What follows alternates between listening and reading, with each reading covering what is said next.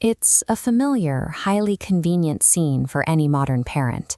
A child quietly engrossed in a tablet, tapping along to a calm, steady rhythm. Then the device is turned off. The piece shatters instantly, replaced by a chaotic, tearful meltdown that seems entirely disconnected from the soothing app they were just using.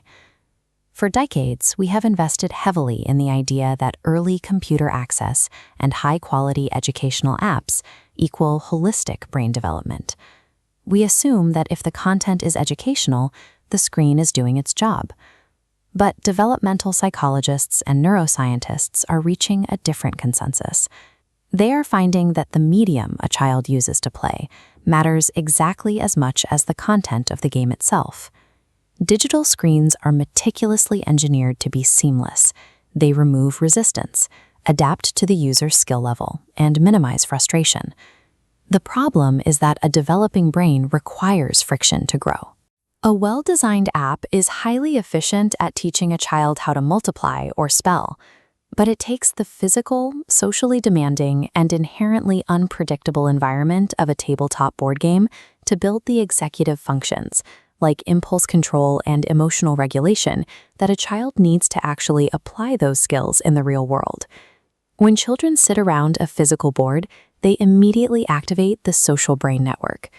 Unlike looking down at a personal screen, they are forced to look across the table to read facial expressions, interpret tone of voice, and decipher body language.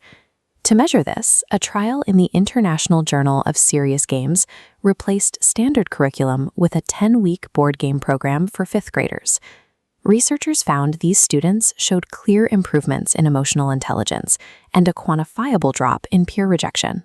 A large part of that emotional growth comes from confronting one of the hardest social skills a child has to learn: managing a loss. Cooperative games are uniquely effective here.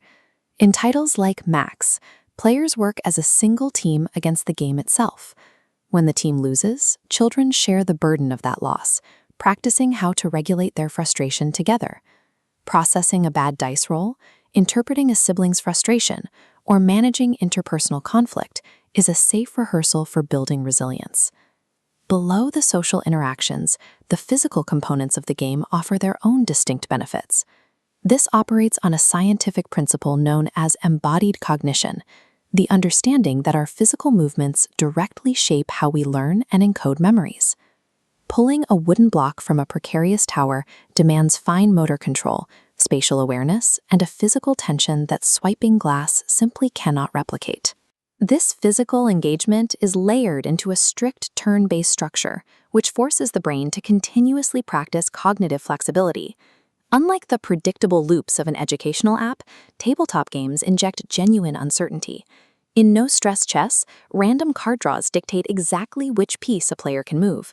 The child's predictive models are forced to immediately update based on the new reality. Then their turn ends. While waiting, children enter a phase of cognitive breathing room.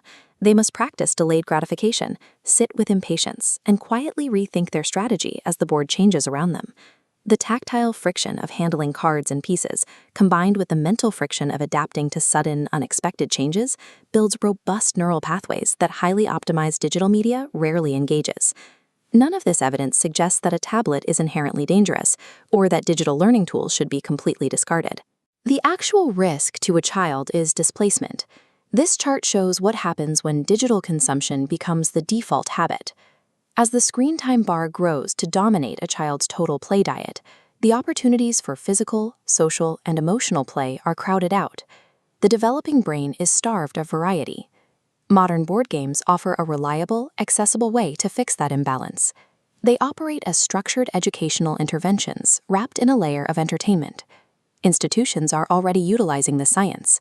Public libraries across Europe have launched formal board game services, specifically designed to rebuild face-to-face socialization and emotional connection within their communities. The prescription for a household is incredibly straightforward. Taking just 2 hours of screen time a week and replacing it with a family game night provides the specific cognitive nutrients a purely digital diet lacks. Dusting off the cardboard boxes on your shelf is a practical investment in your child's development. It provides their mind with the rigorous, chaotic, and necessary workout it needs to navigate the real world.